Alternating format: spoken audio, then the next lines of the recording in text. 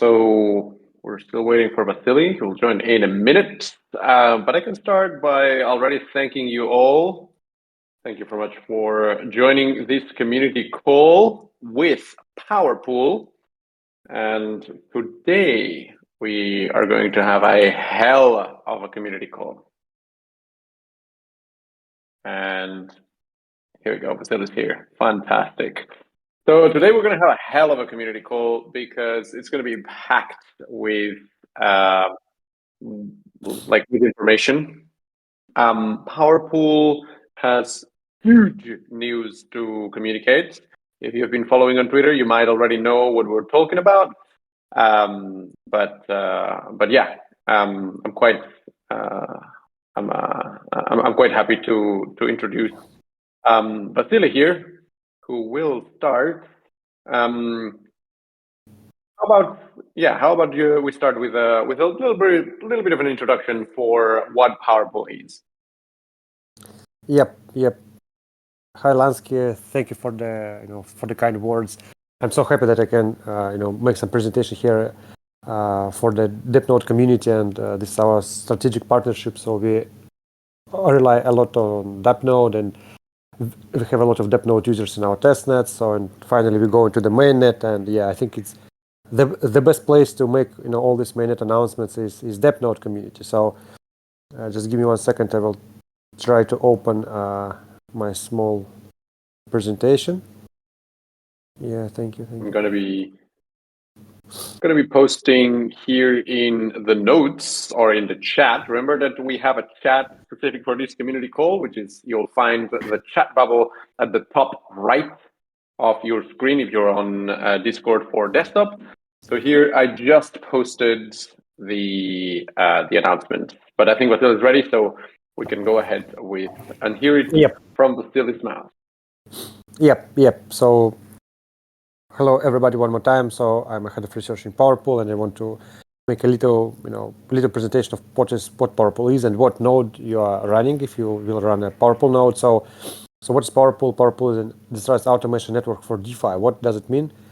It means that this is a network that can automate any kind of smart contract executions, on-chain executions. So we are DAO, we are building on-chain automation since 2020. So we made a lot of DeFi products in past in collaboration with Balancer, with some other high-profile teams, been mentioned in a lot of reputable sources, and here are even some tweets from our friends and supporters and partners who make some sharing of experience of what PowerPool has been building.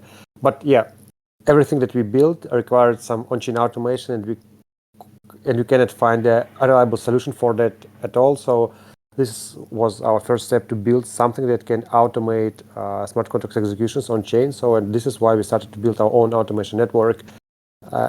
So and we built a V2 that I'm presenting now. So the main idea is that if you want to compound yields for liquidity position, if you want to automate some fund management, if you want to make some use of V3 position management, if you want to make liquidation protection or DCA strategies for buying tokens or any kind of other on-chain actions, you need to make on-chain transactions, right? So and if you don't want to make it manually, you need someone to make it for you instead of you. So and this is where the keeper bots are coming in the game. So the main idea of the automation network is to offer decentralized and robust service of transaction signing to any end user. So the end user can be a protocol or dApp or just a retail user. So for example, if you want to make a limit order and make some swap in the IMM, and you want to buy, for example, Ethereum at particular price, and you need to make this on-chain transaction, you can just delegate this job to the network, and the network will execute it according to the conditions at the time when conditions will be met. So you don't need to do that, the network will do it. And you can make much more complicated strategies for that. So it means that you can make jobs that will have a lot of logical conditions inside, or will even create new jobs, for example, or will fund the gas costs based on some yield that you earn in some positions. So you can make much more operations, not just a simple limit orders or something. And what we think that in 3 years, 40% of mainnet transactions will be automated by keeper networks, and the PowerPool is one of them. So what is the node and why the node is needed? So the PowerPool works like in a way. So we have a origin contract, we have jobs registered in the contract, and we have some keepers. So keepers, they monitor the contract, and the jobs, they see when the condition is met, and when the condition is met, keeper should execute a job. If he didn't execute a job in a proper time or under the proper condition, it can be slashed by other keepers, and the other keeper will slash part of the stake. So it's like a penalty for no execution, for failure of the service. So and for doing that, keeper requires an RPC, of course, to know all the events from the chain and be sure that all of these events are correct and up to date. So the keeper node is the node that can be run from the Dappnode, and your RPC can be used, for example, from your Ethereum validator if you run one. So it means that if you already have an Ethereum node or Ethereum validator, you can just use it for the keeper node of PowerPool. You don't need to set up anything new for that, and you can start earning from the job execution. So it works in a way that job has some amount of Ethereum that is used for the gas costs and also for keeper rewards. So it means that if you sign a transaction according to some job, you receive the gas compensation and also some fee on top of that. So you're always earning Ethereum from these operations. So this is the main idea. So, and if you have Ethereum node, you can just get additional income stream just from the fact that you own a node. If you own a validator, you can just boost your validator rewards based on that. So like in more details, it works in a way that there are some jobs, there is a contract where all the jobs are stored, there are signer sets. Signer set is a set of keepers that can execute the transaction. They have some stakes in the native tokens of PowerPool and CVP. And the good piece of news is that PowerPool DAO will provide node running grants to everybody who runs a node and do it in a good way with a good uptime, etc. So it means that you don't need to buy any tokens. We will provide them for you, and it will be your initial stake. So you will just get free tokens that you can use for operations in the network and start earning Ethereum after that. So no need to buy anything. So the network selects the keeper based on the random algorithm. In the future, it also will be weighted by the stake with some additional restrictions. Also, the job owner can make a lower bound of the stake. For example, if his job is very important, he will allow only keepers with huge stakes to execute his jobs. And it's logical, because if you have some important job, you want to have bigger responsibility from the keeper. So, and also we have an algorithm that pays more Ethereum for bigger stake. It means that the bigger stake you have, the more is the execution fee for job owner. So the job owner need to pay more for your service because you have more risks in tokens. This is the basic idea. So when you are selected as a keeper, you execute a transaction, and if you executed the transaction correctly, you will get Ethereum gas cost compensations and rewards in Ethereum on top of that.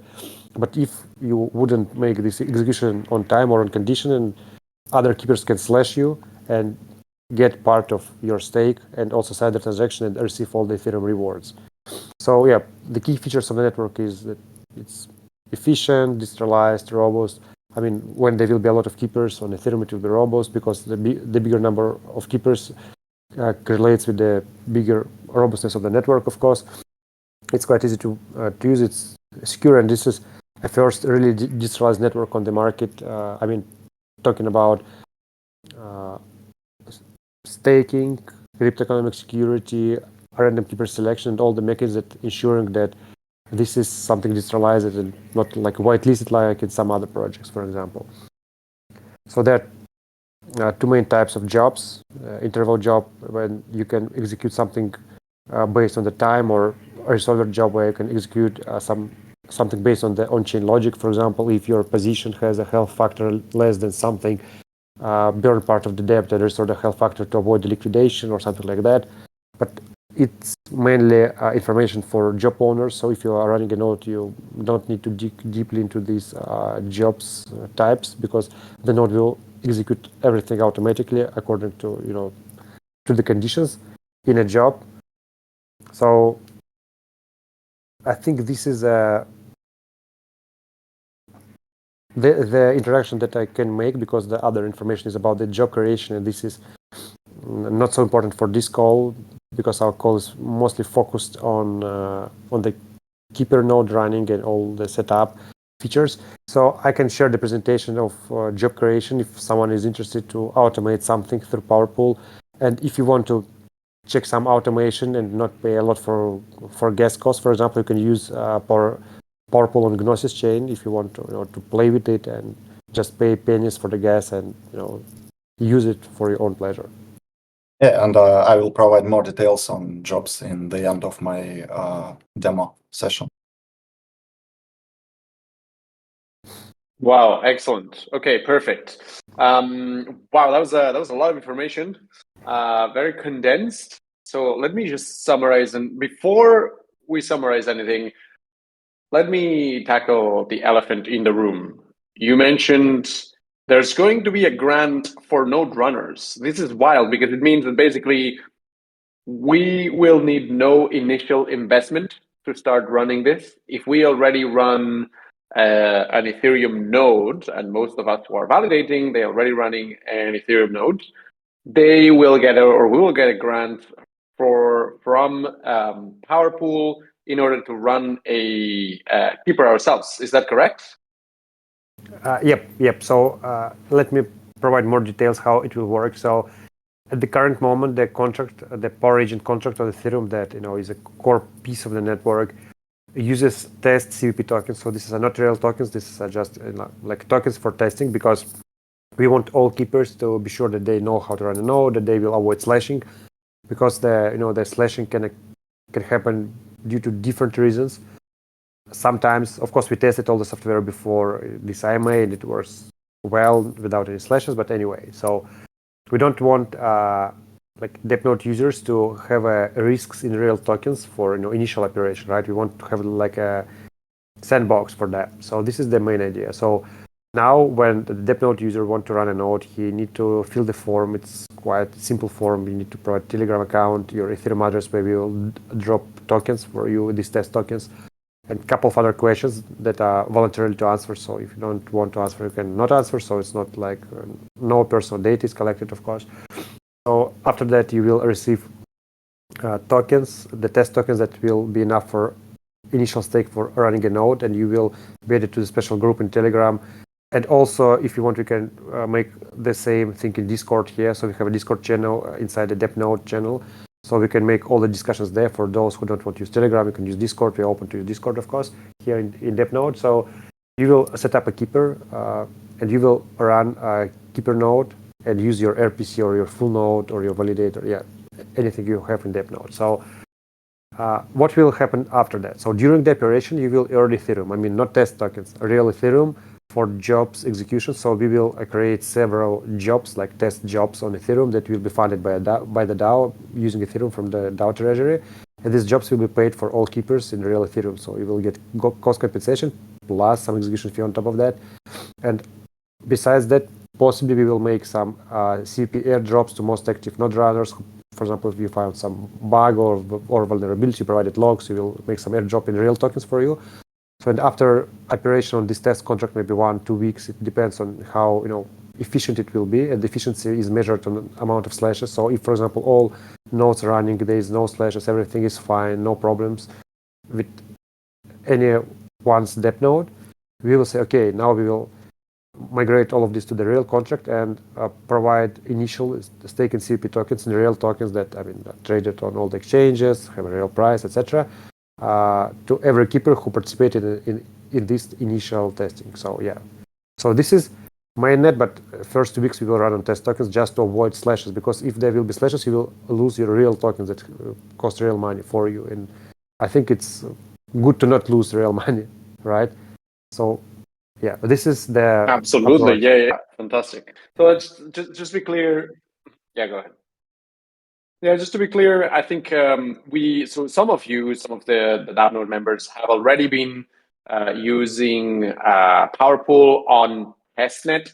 This is not what we are talking about. We are talking about running on mainnet with a mainnet RPC, but on 2 phases.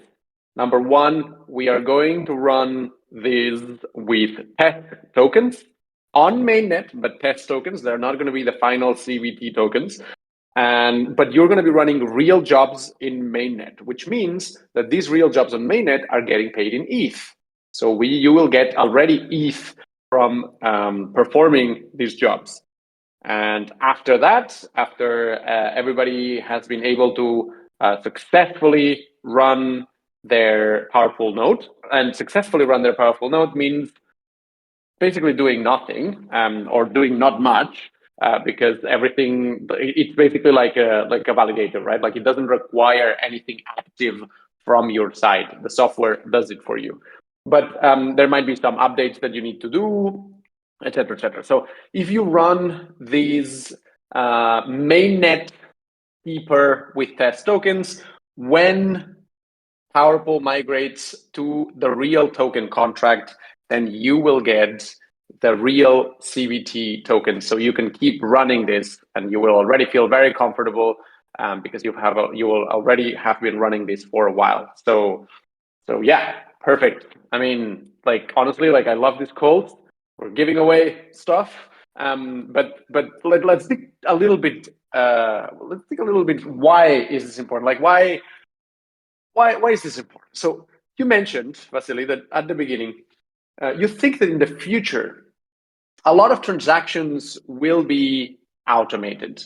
And I think this is a huge statement because, yeah, one thing that always have bothered me a lot when we're dealing with blockchains is that if you want to do anything on chain, you need to trigger a transaction. And that means going into your MetaMask or your Brave or your hardware wallet and basically signing with your private keys and going away and doing this. So if you're not in front of the computer, then you're basically screwed. And that's what happened, for example, on the Black Thursday for MakerDAO. I can't remember if it's Thursday or Tuesday, but like there was people who were sleeping, and MakerDAO had a system failure. A lot of people couldn't manage to top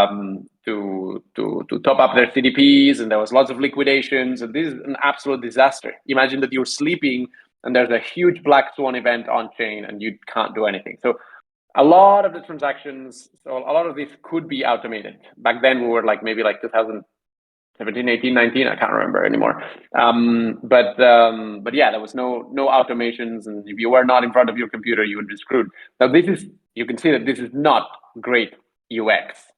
You should be able to program transactions or automate certain things, and most of the times, or in the future, as Vasily was saying, in the future, it won't even be you who automates this. The apps that you are using will already be offering you the possibility of automating stuff, or they will be taking care of automating certain things. They will offer you services where you don't have to be behind the keyboard and triggering all of these transactions. So I think this is a huge part of it, because this is real alpha for how the future of blockchain will work. And we talk a lot about layer twos. We talk a lot about restaking. Talk a lot about stuff, but this is actual use cases that are going to happen on chain. It doesn't matter if it's DeFi. It doesn't matter what it is. Users will do less and less transactions, and more of what they do will be automated. And I completely agree with this analysis. Now, here I haven't touched on the decentralization. I'm sorry, I'm ranting a little bit here, but I'd like to thank Vasily for this piece of alpha here. And there's one more thing that I'd like to consider here, and it's the decentralization, as Vasily mentioned. There's a very high chance that the people who run these automations, or the people who run these transaction flows, will be centralized actors. There is or at least that's how it's done right now, that the main products, they are centralized actors with whitelisted keepers that are running basically all of this. And that's fair for now, but we have the possibility of creating a decentralized version of it, and to have people like us, or people that are already running nodes, having part of this business as well. And this business is going to be huge. And I think PowerPool gives us the opportunity to peek into this future right now and start participating from the beginning. So yeah, congratulations to the PowerPool team for getting up here and bringing the future to us.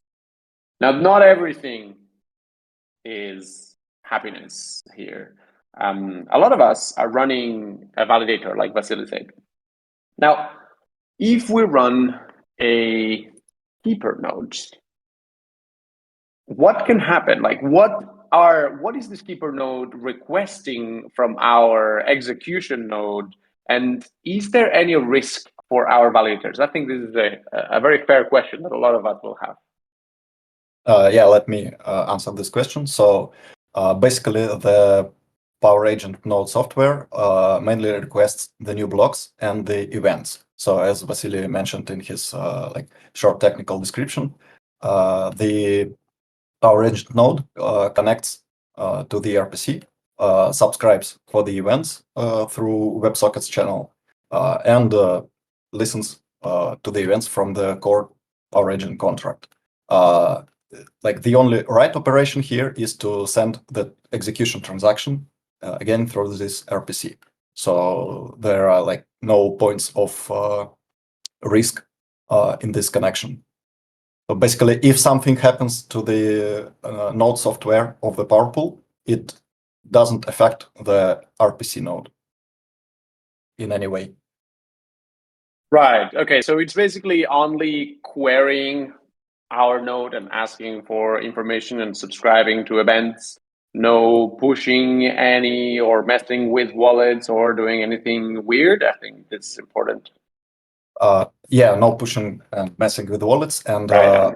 Also for the keeper, you create a blank Ethereum address, which you are registering in the core contract, and it's like the completely separate account. It is not, of course, your main account or something like that, and it will be used only for signing transactions, signing the automated transactions.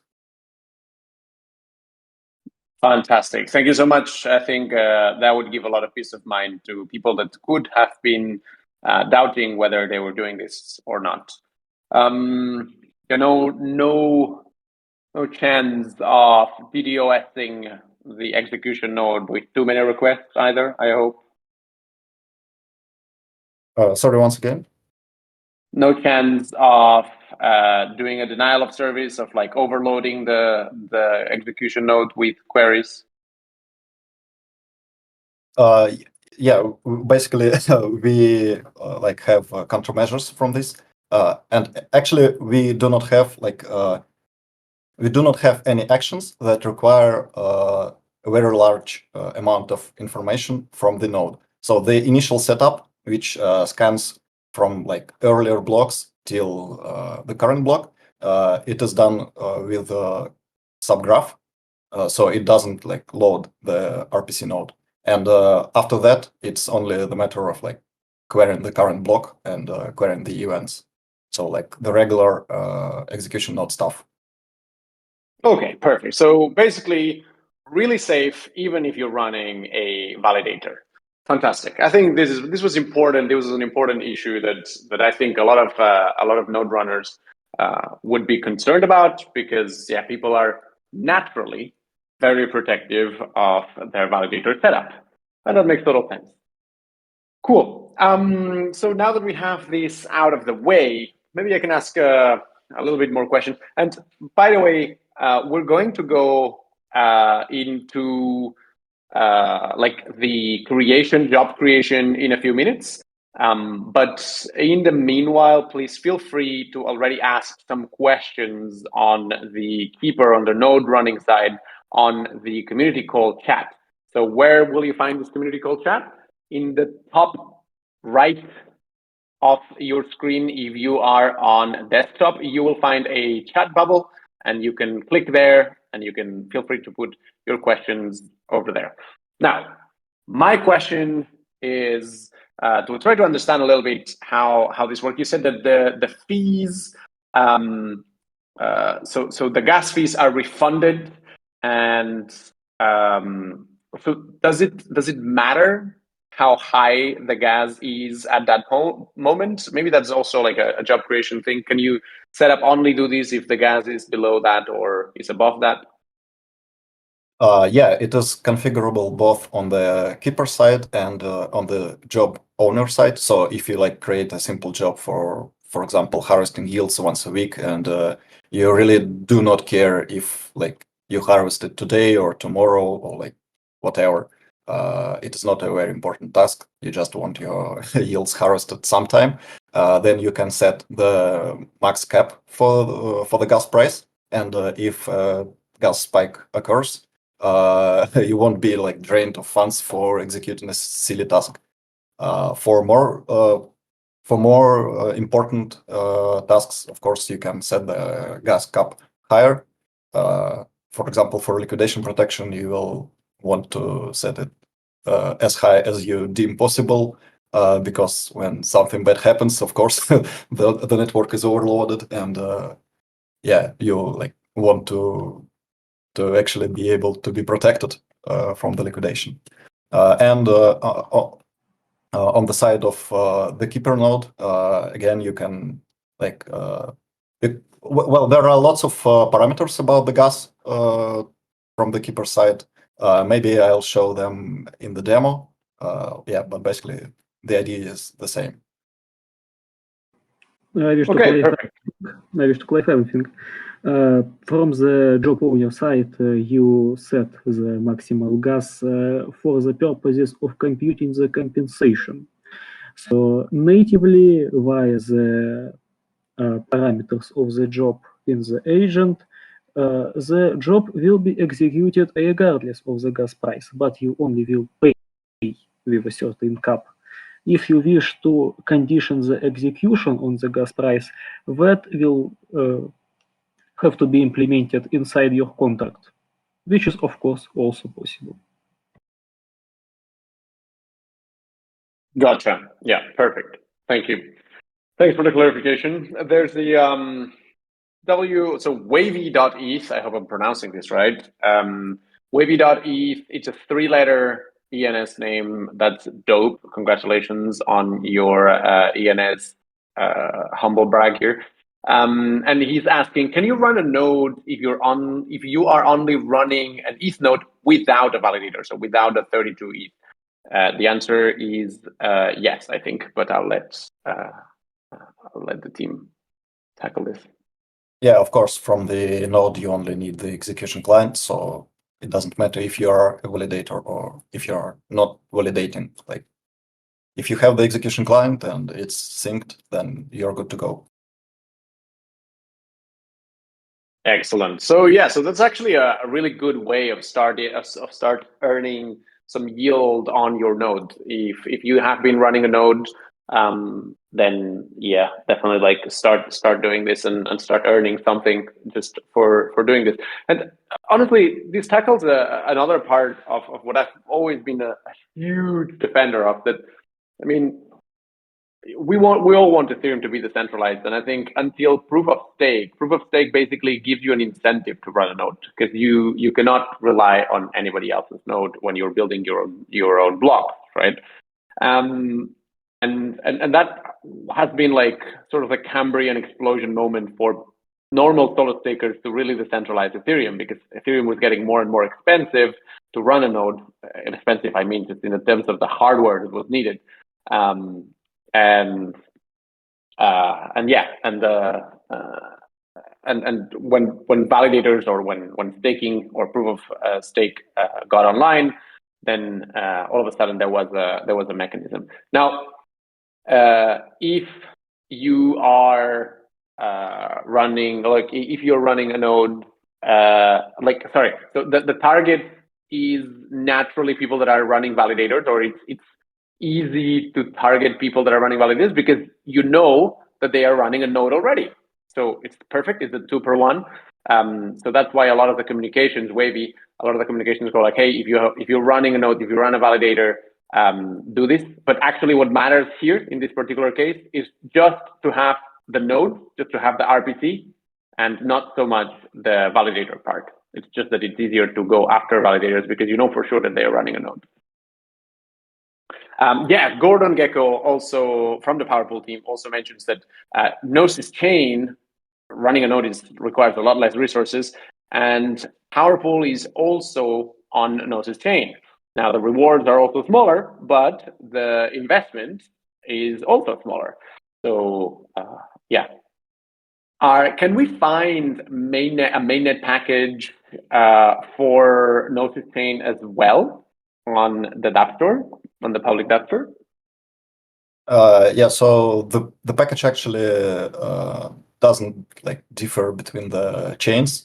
It is super configurable, and you basically, while installing the Power Agent package, you just select the network you want to run on from the list of available networks, and of course you pass the RPC address. Beautiful, fantastic. So amazing, yeah, excellent. Any more questions from the public? Wavy's typing again. Yeah, all the links I'll provide like shortly when I start the demo. I have like a huge pack of them. Perfect. So I think we can go ahead with the demo, if you're okay with it. Yeah, great. So let me share Beautiful. the screen. Everything okay? You can see it? I can see it. Yeah. So the links I promised to send.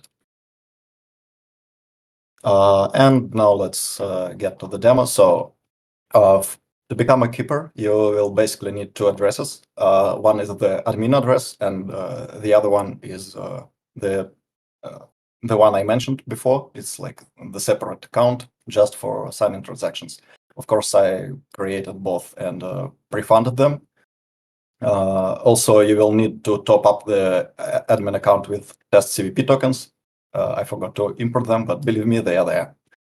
So the minimal amount of CVP you can stake is 1K. So like you need more than 1K to more or equal 1K to become a keeper. And if your stake by some reason drops below 1K, your keeper will be automatically deactivated. Okay, so we'll start with registering the accounts. Of course, we connect with admin account. Everything will be done from the admin account. It may be your own account, like which you use daily. Just the worker needs to be the separate one. Okay, we connected. And now in the tab agents contracts, you can select like the version of contract. Like in the future, there will be different contracts with different configurations, but for now we have like only the latest one. So create keeper, and here you have to pass this new fresh address. Boom. And stake some tokens. I'll stake 3,000 because why not?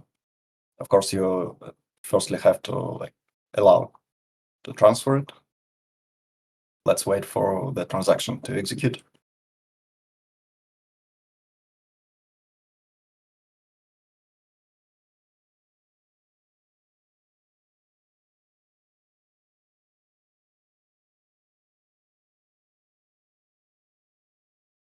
Yeah, it has to have two confirmations.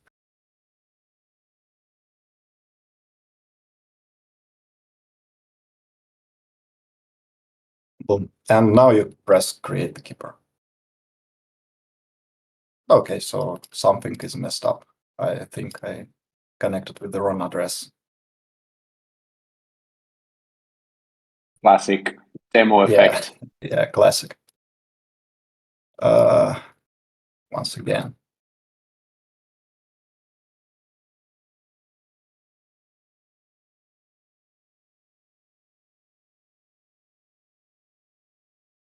Well, if something doesn't work from the interface, you can also go here. Write contracts. We're going full hacker mode now. Yeah. It's a proxy. You should write from proxy. Yeah. Proxy.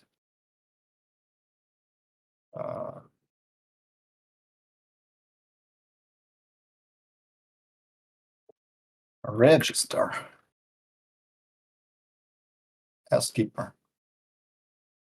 Once again, worker copy. Did I connect? No, I didn't, of course.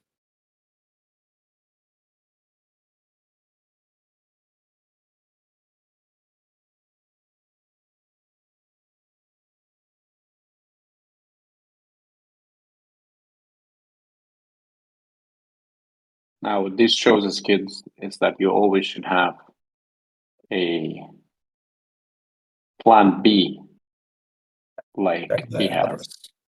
Right.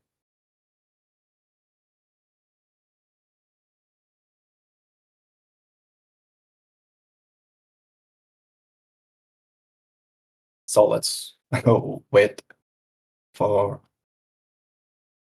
more or equal 13 seconds. Okay, so while the keeper, oh, yeah, no while. So we register the keeper. The second step is to generate the key file, which will be passed to the Power Agent node Dappnode package. Yeah. I have some cheat links here. The key file generator script comes with the standalone Power Agent from GitHub, but again, I cheated here and I just created the separate Git repo just for this script alone. So you have to clone it. Boom. CD, of course, into it. And here's the following trick. We run npmi to install all the dependencies. And we need our private key from the worker, from the clean address.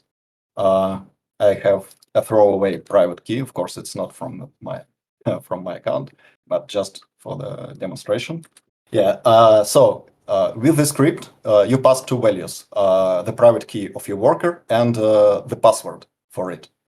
So the private key I have copied, and for the password, let's go with a very strong password of 1, 2, 3. Boom.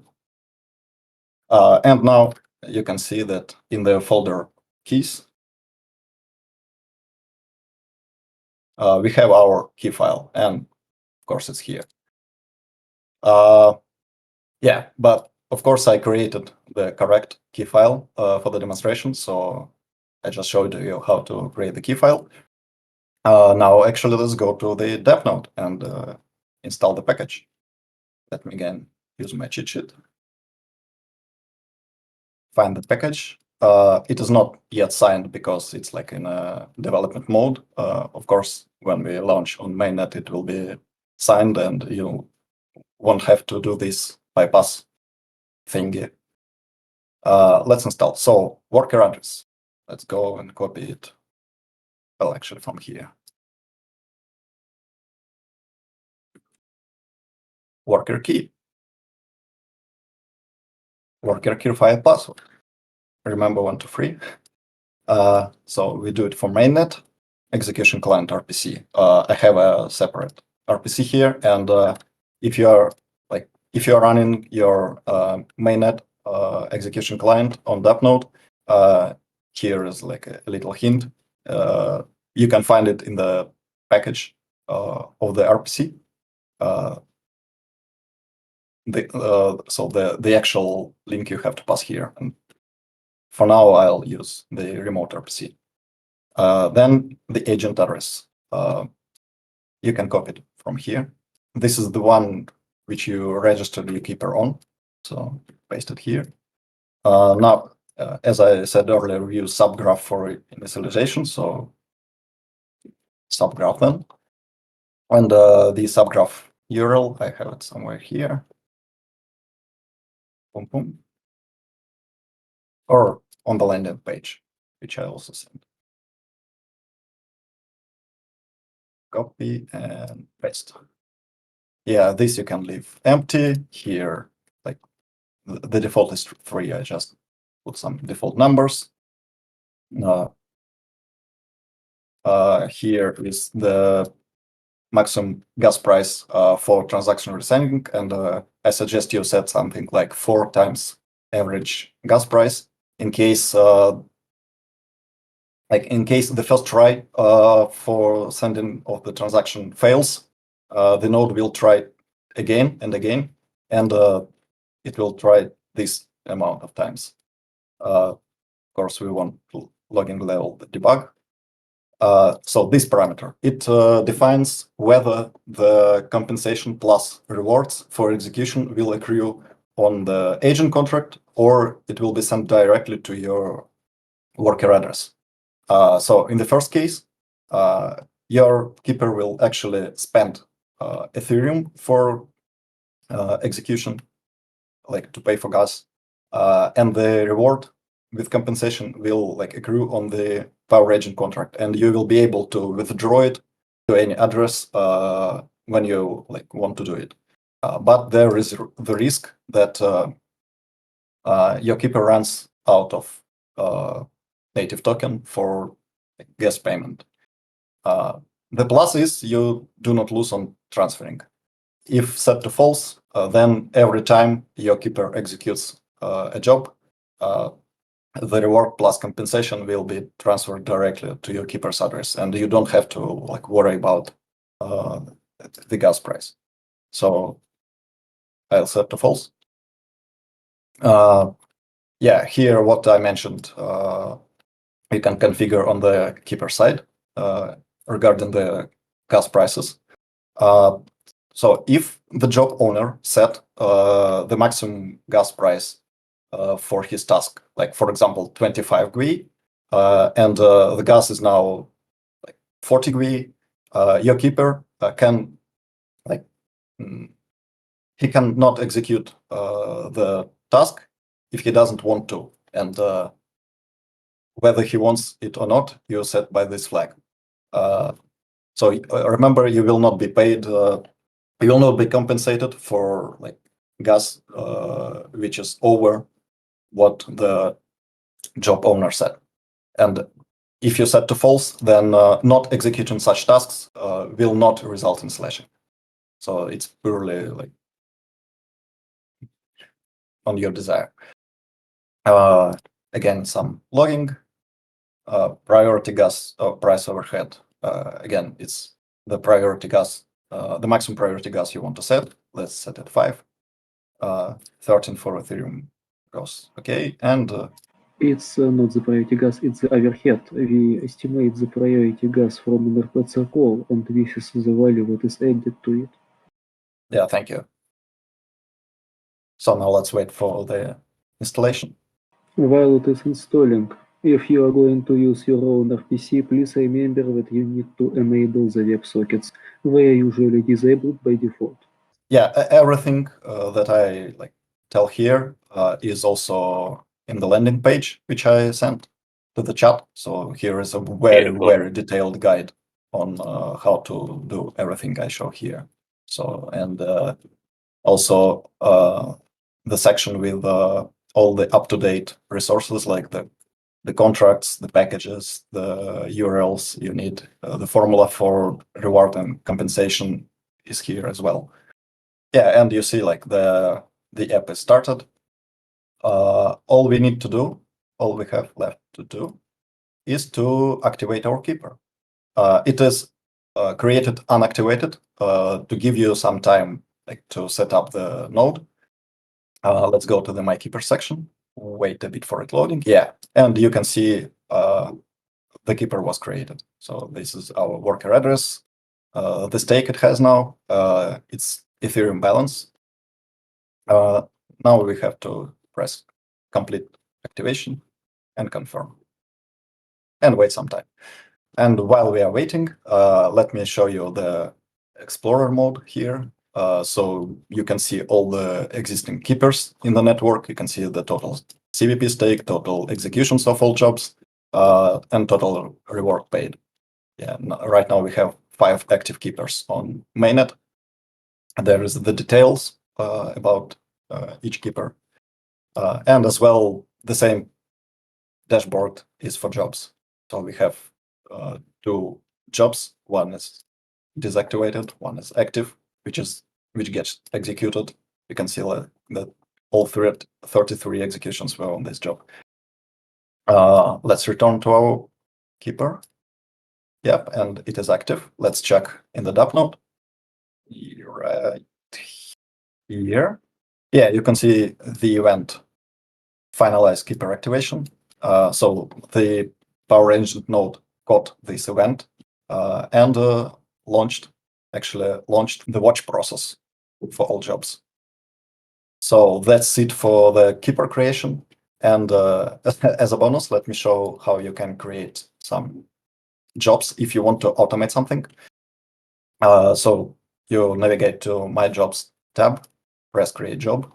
Again, you select the contract, the agent contract on which you want to create the job. The details of the contract or of the whole network are here below, but we press Create Job. And let me again use my cheat sheet. Yeah, so here the owner is the account from which you operate, as I said. So it can be your main account and it is fetched automatically. The target contract is the contract you want to automate. In our case, it is a simple counter contract, just for demonstration.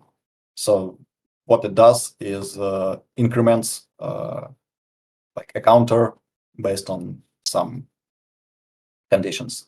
So first, let me introduce the interval task. Here's the slider, use resolver or not. If off, this will be the interval task. The ABI of contract is fetched automatically. If not, you can paste the ABI yourself if you do not want to verify the contract on Etherscan. And you select the method which you want to automate. For example, a simple increment method. Here you set the interval. Let's do it every 6 hours. Here you specify the stake. So let me rewind a bit about the stake range. So the minimal stake range defines the set of keepers which can execute your task. So if you have some very important task, for example, liquidation protection, you want to trust only keepers with big stakes, because bigger stakes mean bigger responsibility.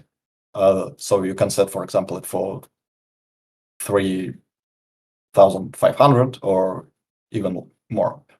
If you have a simple task, then it's okay to just allow everyone to execute it.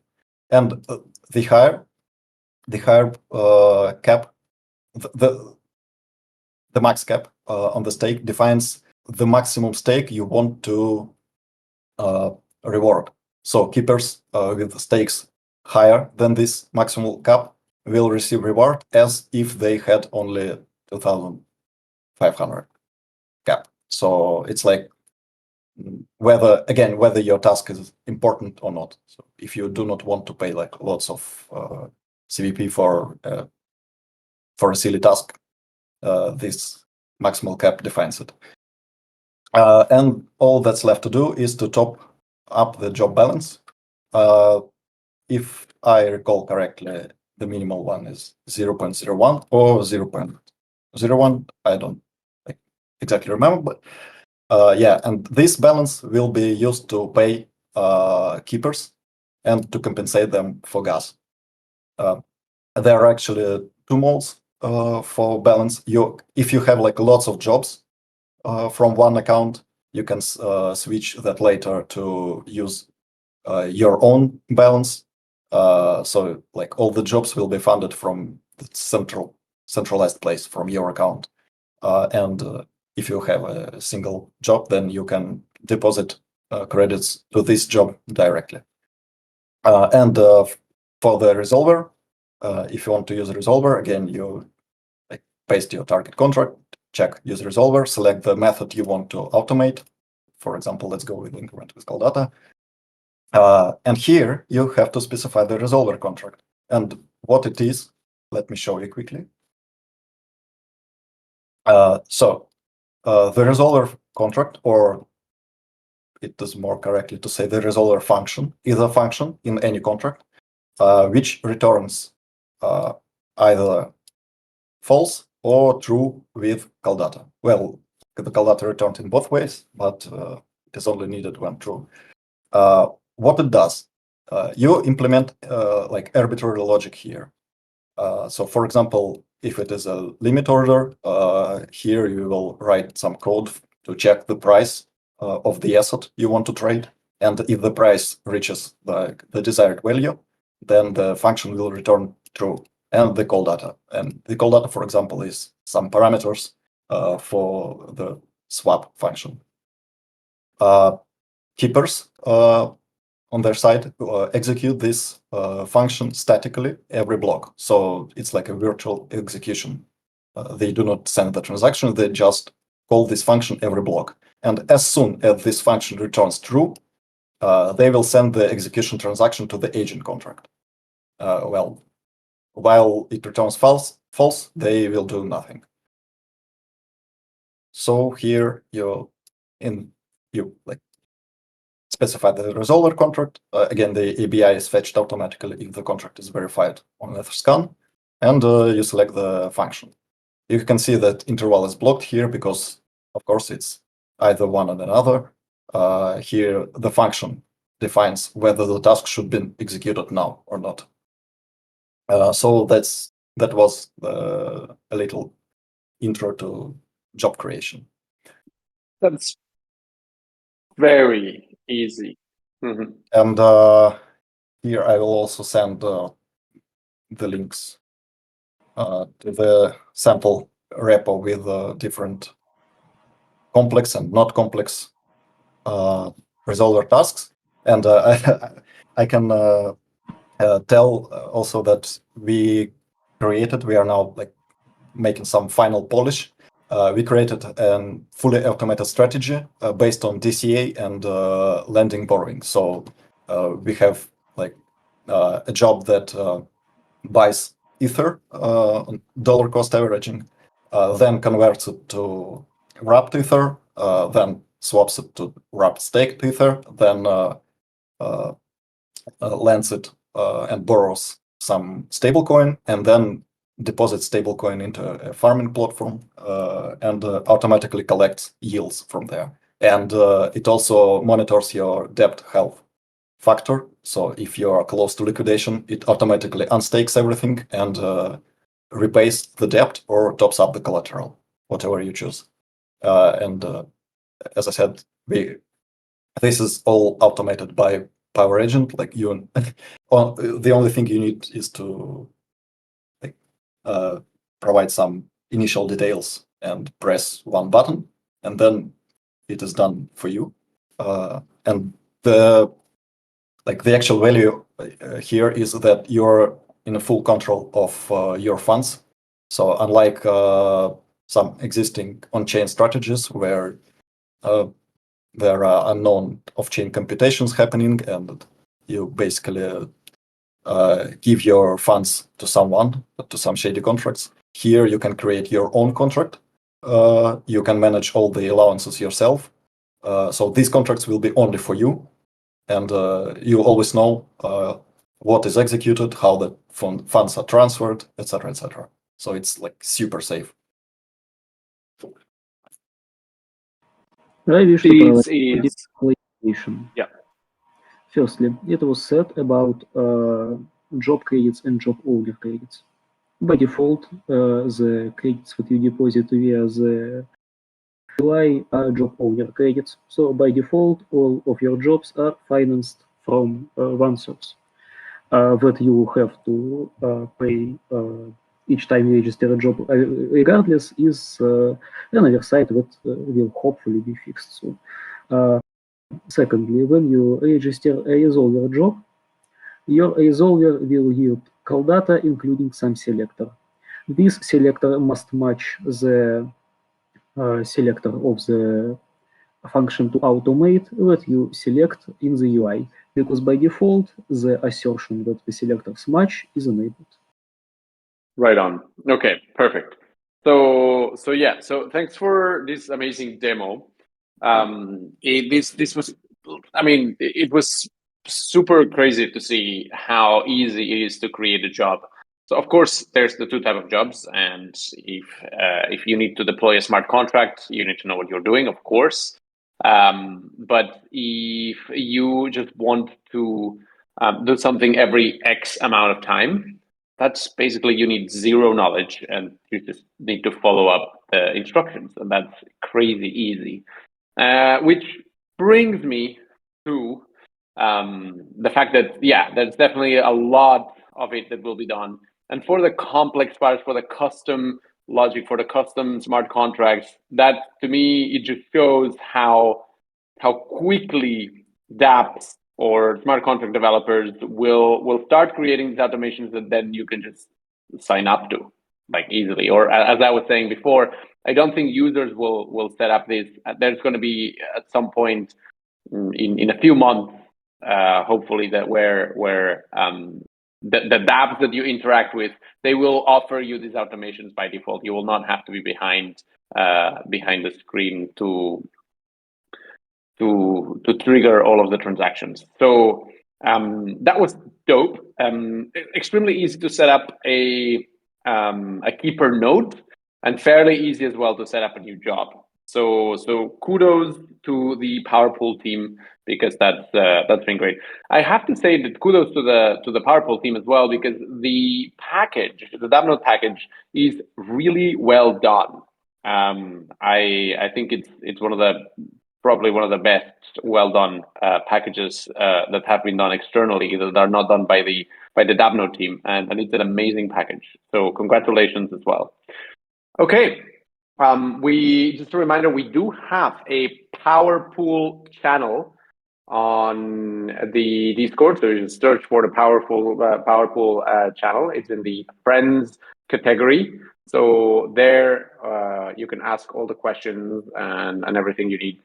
So feel free to use that, to use that channel. The PowerPool team is monitoring this channel, so they will be here responding to any questions that you might have after this. So maybe we'll share the links in that channel as well, in the PowerPool channel, just to make sure that that people can find them easy, and I can pin it, so they'll be there for posterity and for when people need it.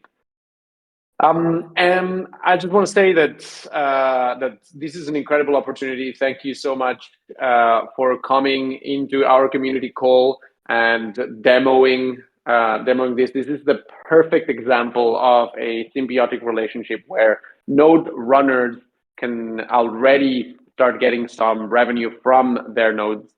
Really much appreciated. That there are people building things for decentralization. This is you guys.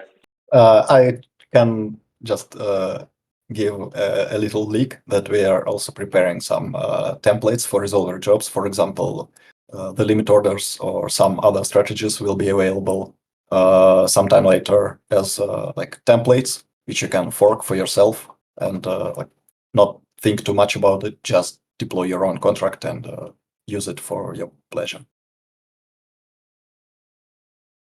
Amazing. I can't wait. Seriously. This is dope. Thank you so much for coming and sharing this with us.